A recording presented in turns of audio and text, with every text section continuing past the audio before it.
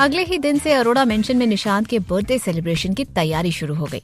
ऐसे ही एक दिन रिद्धिमा बेड पर बैठी हुई थी कि तभी ऋषित ने वहां आकर पूछा, बेबी तुम्हें पार्टी का डेकोरेशन तो पसंद आ रहा है ना?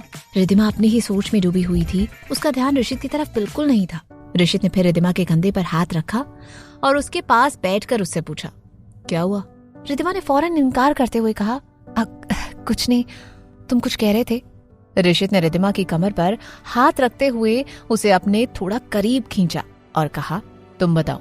रिद्धिमा ने लंबी सांस ली और कहा, आज ही के दिन तुम सोनिया को लंदन से लेकर आए थे और मेरा एक्सीडेंट हो गया था और अब इस बात को 5 साल हो जाएंगे, पर अभी भी वो दिन, उस सब कुछ मुझे वैसे का वैसा याद है। ऋषित ने भी वो दिन याद करते हुए कहा, मुझे भी सब कुछ याद है कि किस तरह से अपनी गलतफहमी की वजह से मैंने तुम्हारा दिल दुखाया और तुम घर से निकल गई और फिर तुम्हारे एक्सीडेंट की खबर आई।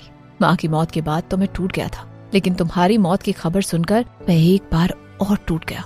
रिद्धिमा ने कुछ नहीं कहा, बस चुप रह गई। आज भी उसे जब वो पल याद आते थे तो वो कांप जाती थी। अगर उस दिन सुधामा और मिहिर उसे नहीं बचाते तो क्या होता? अगर एक्सीडेंट में उसे या उसके बच्चे को कुछ हो गया होता तो? रिद्धिमा को ऐसे चुप बैठे देख ऋषित भी चुप हो गया। उसे आज भी इस बात का पछतावा था कि वो सोनिया की बातों में पड़कर उसे अपने साथ घर ले आया। ऋषित ये भी जानता था कि रिद्धिमा आज भी सोनिया के मामले में उसे पूरी तरह माफ नहीं कर पाई थी। धीरे से ऋषित ने कहा, 5 साल पहले आज ही के दिन बहुत कुछ हुआ था और उस दिन की यादें शायद मैं नहीं मिटा सकता, पर आज के दिन हम नई यादें बना सकते हैं। रिद्धिमा कंफ्यूज होकर उसे देखने लगी और बोली, क्या मतलब? ऋषित ने धीरे से मुस्कुराते हुए रिद्धिमा के चेहरे को अपने हाथों में लेते हुए कहा, 5 साल पहले ये दिन हमारे बीच गलतफहमी, कड़वाहट, नफरत ले आया था, पर आज ये दिन हमारे बीच सिर्फ और सिर्फ प्यार लेकर आएगा। उसकी बात का मतलब समझते हुए रिद्धिमा शर्मा गई। ऋषित उसे बेड पर लटाकर धीरे धीरे उसे अपना बनाने लगा।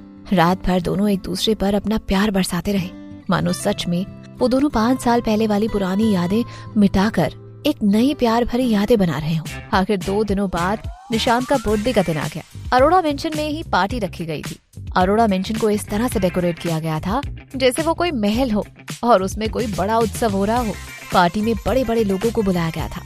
बड़े बड़े बिजनेसमैन, सेलिब्रिटी आए हुए थे और निशांत ने अपने सारे स्कूल के फ्रेंड्स को भी बुलाया था, लेकिन गौरव मल्होत्रा को इस पार्टी में बुलाया नहीं गया था। धीरे धीरे सारे मेहमान आना शुरू हो गए थे। निशांत के कुछ दोस्त भी पहुंच चुके थे, तो निशांत उनके साथ अलग अलग गेम्स खेलने में बिजी हो गया था। जोया और स्नेहा भी आ चुकी थी। तभी सुहास, सुधा और मिहिर भी आ गए। सुहास आज पहली बार अरोड़ा मेंशन की पार्टी में आया था, क्योंकि इससे पहले जब भी पार्टी हुई तो वो नहीं आता था और यही सोचता था कि अरोड़ा मेंशन में जहाँ उसकी बेटी को इतना दर्द मिला था, वहाँ वो कोई भी पार्टी मनाने नहीं जाएगा जहाँ झूठा दिखावा किया जाता हो। पर अब बात बदल चुकी थी। वो समझ चुका था कि ऋषित भी रिद्धिमा से बहुत प्यार करता था और रिद्धिमा के एक्सीडेंट के पीछे ऋषित नहीं बल्कि सोनिया थी। उसे ये दिख रहा था कि उसकी बेटी ऋषित के साथ कितनी खुश थी और फिर आज उसके पोते का जन्मदिन था। 5 सालों में पहली बार निशांत का बर्थडे सेलिब्रेट करेगा। कुछ महीनों पहले तक तो उसे पता भी नहीं था कि उसका पोता भी है, इसलिए आज वो ये मौका छोड़ना नहीं चाहता था। सुधा भी कई सालों बाद ऐसे पार्टी अटेंड कर रही थी। सुधा को ज्यादा पार्टीज पसंद नहीं थी, पर जब पार्टी निशांत के बर्थडे की हो तो वो उसे कैसे मिस कर सकती थी। सुधा, सुहास, मिहिर सब निशांत से मिले और उसे जन्मदिन की बधाई और तोहफे दिए। फिर सुहास ने ऋषित से पूछा, ऋषित, रिद्धिमा कहाँ है? ऋषित ने कहा, वो तैयार हो रही है, मैं अभी उसे लेकर आता हूँ। ऋषित फौरन अपने कमरे की तरफ चल पड़ा। उसे समझ नहीं आ रहा था कि आज रिद्धिमा तैयार होने में इतना टाइम क्यों ले रही है। ऋषित जैसे ही कमरे में दाखिल हुआ, उसने देखा रिद्धिमा तैयार होकर बेड पर बैठी हुई थी। रिद्धिमा बहुत ही ज्यादा खूबसूरत लग रही थी। ऋषित तो उसे कुछ पल देखते ही रह गया और वो ये भी भूल गया कि वो यहाँ क्यों आया था। फिर जब ऋषित की नजर रिद्धिमा की आंखों की तरफ गई तो उसे एहसास हुआ कि रिद्धिमा की आंखें नम थी। ऋषित फौरन रिद्धिमा के पास बैठते हुए बोला, रिद्धू क्या हुआ? रिद्धिमा ने अपने ख्यालों से बाहर आकर ऋषित की तरफ देखा तो ऋषित के चेहरे से और आवाज से उसकी चिंता साफ झलक रही थी। रिद्धिमा ने जवाब देते हुए कहा, कुछ नहीं हुआ, पार्टी शुरू होने को होगी ना, चलो चलते हैं। रिद्धिमा बात को अवॉइड करते हुए खड़ी हो गई और जाने के लिए मुड़ने वाली थी कि तभी ऋषित ने उसका हाथ पकड़कर उसे रोकते हुए पूछा, मुझे बताओ रिद्धू क्या हुआ? रिद्धिमा ने लंबी सांस ली। वो जानती थी कि ऋषित बात जाने बिना नहीं मानेगा, इसलिए रिद्धिमा ने धीरे से कहा, कुछ नहीं ऋष, मैं बस इमोशनल हो गई थी। ऋषित ने रिद्धिमा को अपनी तरफ मोड़ते हुए चिंता से पूछा, पर ऐसा क्या हुआ जो इतने खुशी के मौके पर तुम्हारी आंखें नम हो गई? रिद्धिमा ने फिर से इमोशनल होते हुए कहा, मैंने कभी नहीं सोचा था कि निश का बर्थडे ऐसे अरोड़ा मेंशन में मनाया जाएगा। हर साल मैं, सुधा माँ और मिहिर उसका बर्थडे मनाते हैं। तब मैं सोचती थी कि अगर सब ठीक होता तो अरोड़ा मेंशन में निश का बर्थडे कैसे मनाया जाता। और कभी कभी तो मैं सोचती थी कि मैं उसे ये सब ऐशो आराम, हर चीज, दौलत नहीं दे सकती। पर फिर मैं सोचती थी कि कम से कम मैं अपने बेटे को ढेर सारा प्यार तो दूंगी। ऋषित भी इमोशनल हो गया था। वो समझ रहा था कि हर साल ये दिन रिद्धिमा के लिए खुशियां तो लाता ही होगा, पर साथ में दिल में उलझन भी लाता होगा। ऋषित ने रिद्धिमा को तसल्ली देते हुए कहा, रितु आज निश का अरोड़ा मेंशन में बर्थडे शान से मनाया जा रहा है, पर इससे कोई फर्क नहीं पड़ता कि उसका बर्थडे कितने शान से और कहाँ मनाया जा रहा है। फर्क इस बात से पड़ता है कि उसके अपने उसके साथ हैं या नहीं। रितु तुम भले ही उसे ऐशो आराम और दौलत नहीं दे सकती थी, पर प्यार एक ऐसी चीज है जो इन सब के ऊपर है, और वो तुम निश को बहुत करती हो। ऋषित ने फिर धीरे से रिद्धिमा के गालों को छूते हुए इमोशनल होकर कहा, रितु एक बच्चे के लिए माँ और उसका प्यार क्या मायने रखता है ये मुझसे पूछो। आज मैं इतना बड़ा बिजनेसमैन बन गया हूँ और मेरे पास सब है, मैं जो चाहिए वो खरीद सकता हूँ, पर इस दुनिया की कोई चीज माँ की कमी पूरी नहीं कर सकती। धीरे से रिद्धिमा भी ऋषित के गालों को छूते हुए बोली, सिर्फ माँ नहीं, पापा के प्यार की भी उतनी ही जरूरत होती है। रिद्धिमा ने निशांत की पिछले साल की बर्थडे पार्टी याद करते हुए कहा, पिछले साल की बर्थडे पार्टी में निश के दोस्त की माँ ने निश से उसके पापा के बारे में पूछा तो निश ने मासूमियत से ये बोल दिया था कि उसके पास तो पापा है ही नहीं, उसके पास बस मम्मा है। रिद्धिमा की आंखों से आंसू बहने लगे और वो बोली, मैं सोचती थी कि निश जब बड़ा होगा तो कैसे रिएक्ट करेगा, उसके सवालों का क्या जवाब दूंगी मैं, पर किस्मत ने हमें फिर से मिला दिया और निश को सिर्फ माँ नहीं उसके पापा का भी प्यार मिल रहा है। ऋषित ने रिद्धिमा के आंसू प्यार से पोंछे और कहा, हाँ और यही खुशी की बात है, तो फिर उन बातों को सोचकर अब परेशान क्यों होना। रिद्धिमा ने भी अपना मूड ठीक करते हुए हाँ में सर हिलाया। दोनों एक दूसरे के गले लग गए। फिर ऋषित और रिद्धिमा हाथ पकड़े हुए पार्टी में दाखिल हुए। निशांत ने केक कट किया और अपने डैडी और मम्मा को खिलाया। वो आज बहुत ज्यादा खुश था।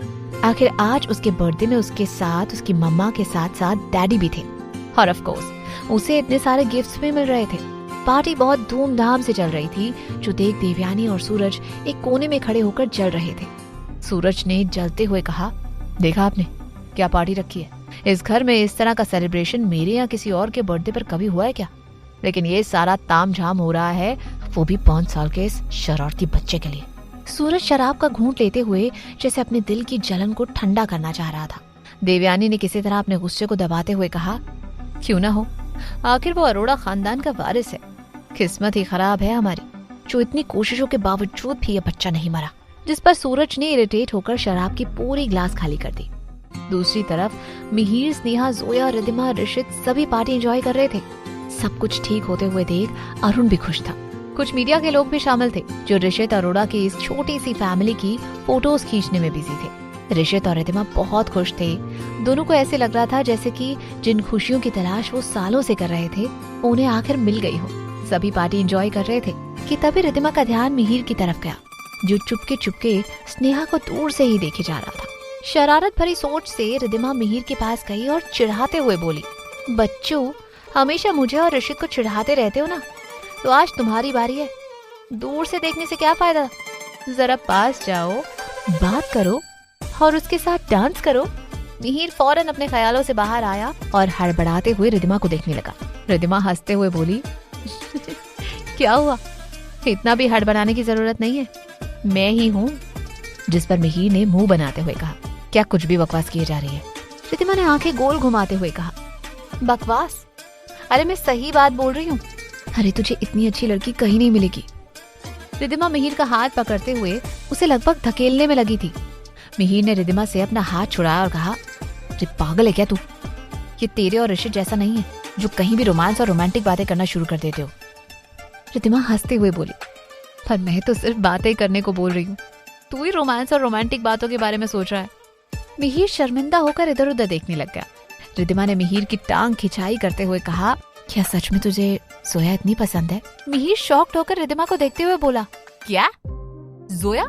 रिद्धिमा ने अपनी हंसी रोकते हुए कहा, हाँ मैं जोया की ही बात कर रही थी, तुम किसकी बात कर रहे हो?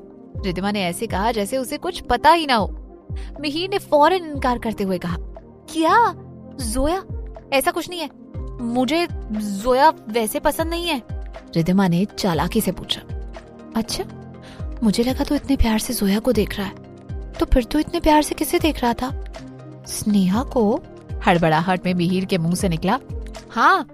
पर अगले ही पल मिहिर को एहसास हुआ कि उसने क्या बोल दिया, और फिर वो रिद्धिमा की तरफ देखने लग गया। रिद्धिमा के चेहरे से ऐसा लग रहा था जैसे उसे जैकपॉट लग गया हो। मिहिर ने फौरन बात को संभालने की कोशिश करते हुए कहा, नहीं ऐसा नहीं है, ये तो गलती से मेरे मुंह से निकल गया। रिद्धिमा खिलखिलाकर हंसते हुए बोली, तुम्हारी तो चोरी पकड़ी गई मिहिर। मिहिर ने फौरन कहा, सुनो ऐसा नहीं है, प्लीज किसी को मत बोलना। अरे मुंह से गलती से निकल गया, लेकिन तू तो कुछ भी सोच रही है। ऐसा नहीं है, तू ये किसी को बोलना मत, और माँ को तो बिल्कुल भी मत बोलना। बेचारा मिहिर बाकी की बची हुई पार्टी में पूरा वक्त रिद्धिमा के पीछे ही रहा, ये सोचकर कि कहीं रिद्धिमा ये बात उसकी माँ या स्नेहा को न बोल दे। आखिर पार्टी खत्म हो गई और मिहिर की टेंशन भी खत्म हुई।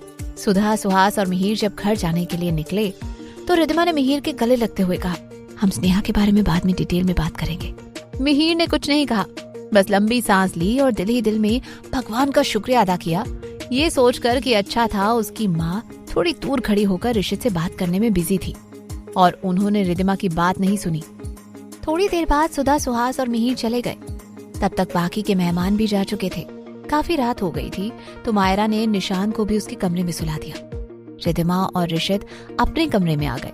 रिद्धिमा अपनी इयररिंग्स निकालते हुए आईने के सामने खड़ी थी कि पीछे से आकर ऋषित ने उसे अपनी बाहों में भर लिया। रिद्धिमा उससे दूर होने की कोशिश करते हुए बोली, क्या कर रहे हो ऋषित, छोड़ो ना, मुझे चेंज करना है। रिद्धिमा की पीठ पर अपने होंठ रखते हुए ऋषित बुदबुदा कर बोला, मैं मदद करता हूँ ना तुम्हारी।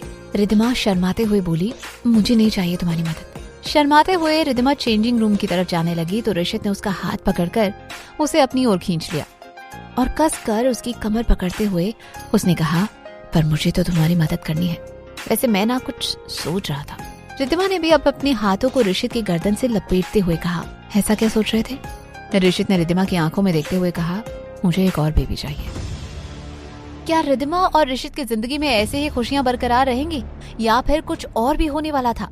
क्या गौरव कोई और मुसीबत लाने वाला था? देवयानी और सूरज की शांति के पीछे कहीं कोई नई साजिश तो नहीं थी? क्या होगा आगे जानने के लिए सुनते रहिए क्यों दर्द है इतना इश्क में, सिर्फ पॉकेट FM पर।